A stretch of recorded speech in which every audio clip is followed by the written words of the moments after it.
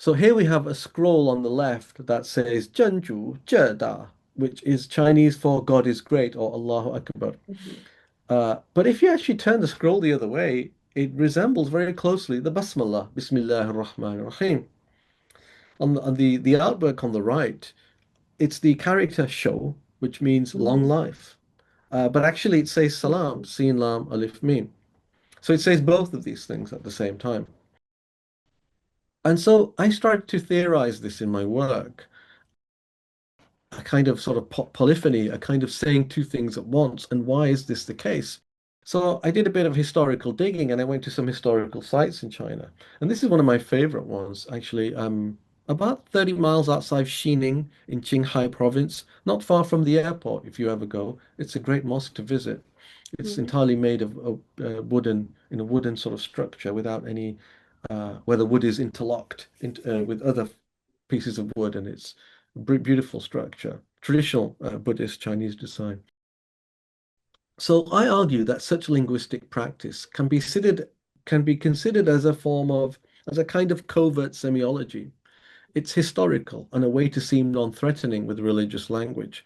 For example, during a visit to this mosque, I observed that some of the Quranic wall engravings had been erased during the Cultural Revolution, while other wall engravings remained intact. I discovered that the surviving engravings, like the one on the right there, were in Sini script, which is Arabic with a distinctive Chinese aesthetic, as I've already said.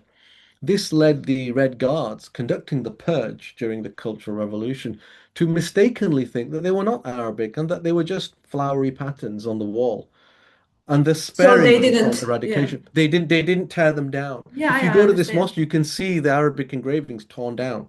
You can even see the Red Guards graffiti on the wall.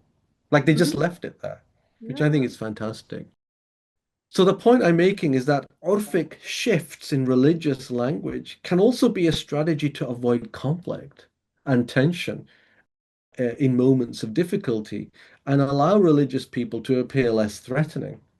And that's also why the Orphic discourse emerges, and that's a kind of a salient example of that. Occasionally, you might find the ummatic and the Urfic discourse right next to each other on equal footing, such as in these images. On the pillars, you see the Quranic Arabic in a Chinese style, representing the ummatic, the universal voice of Islam. And on the left, you see from Xi'an, you see the names of God, Ar-Rahman, Ar-Rahim. But alongside it or behind it, in Chinese characters, you see a kind of local rendering, the Urfic discourse, a way of expressing the Islamic faith through the rhythms and aesthetics of the Chinese language. Ancient teachings unparalleled, transcending the universe, it says. What's powerful here is that neither one cancels out the other. They coexist in the same sacred space, each giving weight and legitimacy to the other.